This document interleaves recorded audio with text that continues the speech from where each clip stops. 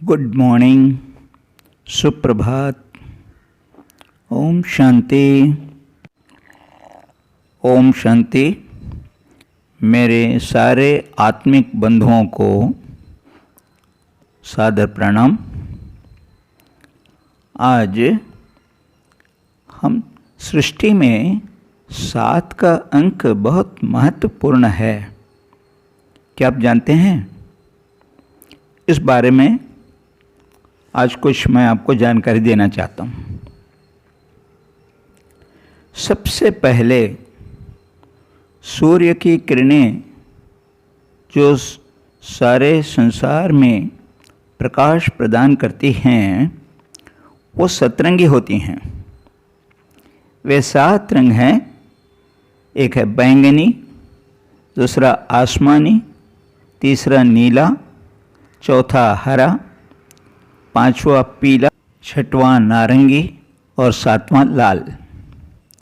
बरसाती मौसम में इन 7 रंगों को हम आसमान में देखते हैं, जिसे सभी इंद्रधनुष या रेनबो कहते हैं। ये 7 रंग ही सारी सृष्टि को स्वास्थ्य प्रदान करती हैं। अब 7 की दूसरी विशेषता, परमपिता परमात्मा ईश्वर, जिसे हम भगवान कहते हैं, वे भी सतोगुणी हैं। वे सर्व गुणों के सागर हैं। वे सर्व आत्माओं के पिता हैं। इसलिए सभी मनुष्य आत्माओं को अपने 7 गुणों से भरपूर कर जन्म मरण के सृष्टि चक्र में पहले सत्युगी देवताई जन्म धरती पर प्रदान करते हैं।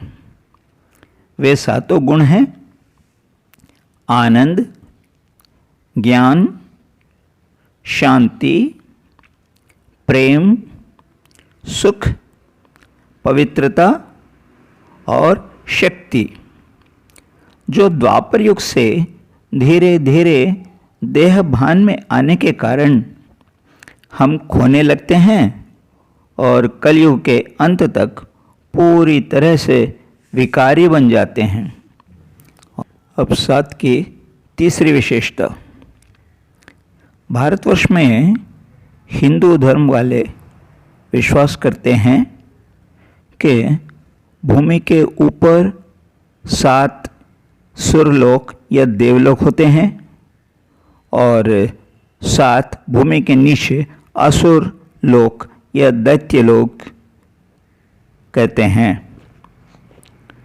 और वे हैं सत्यलोक, तपलोक, जनलोक, महरलोक, स्वर्गलोक, भूवरलोक और भूलोक। ये देवी लोक हैं। सुरलोक कहते हैं इसको। यहाँ देवताएं और उत्तम मानव रहते हैं।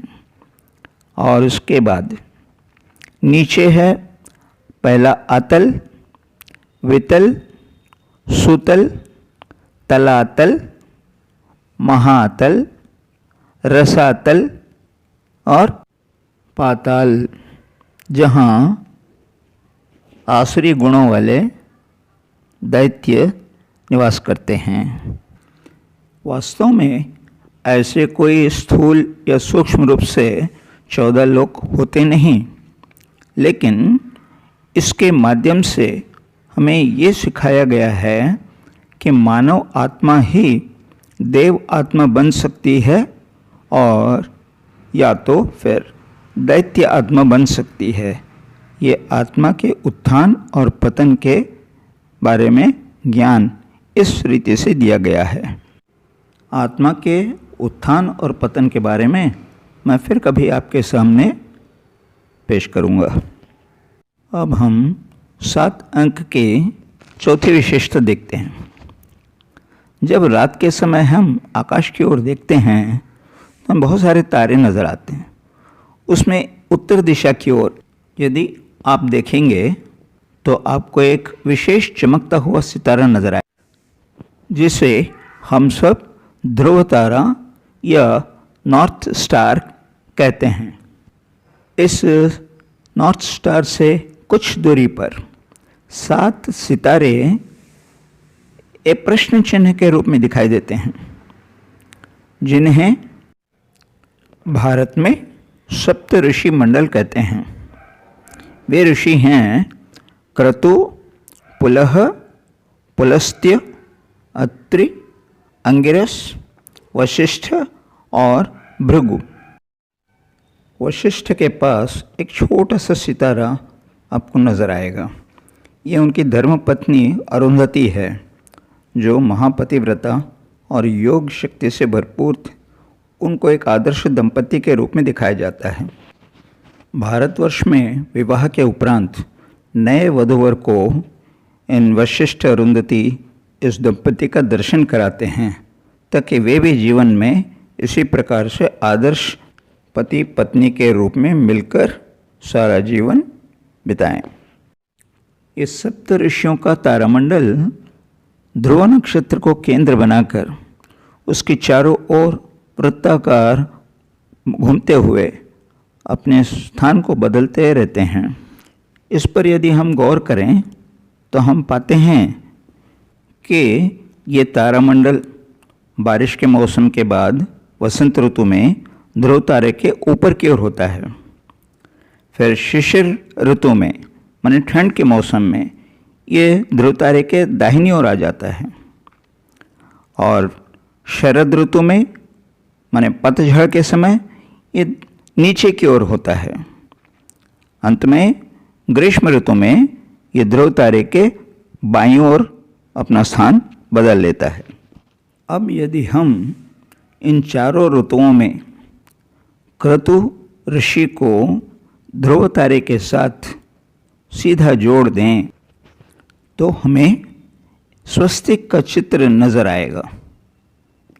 स्वस्तिक का अर्थ है स्वस्थिति, अर्थात स्वास्थ्यवर्धक स्वस्थिति। स्व अर्थात स्वयं आत्मा। आत्मा तन और मन से सदा संपूर्ण स्वस्थ तब रह सकती है जबकि वह परमपिता परमात्मा पर दृढ़ विश्वास रखकर उनको अपने जीवन का आधार मानकर उनके श्रीमत का पालन करती रहें।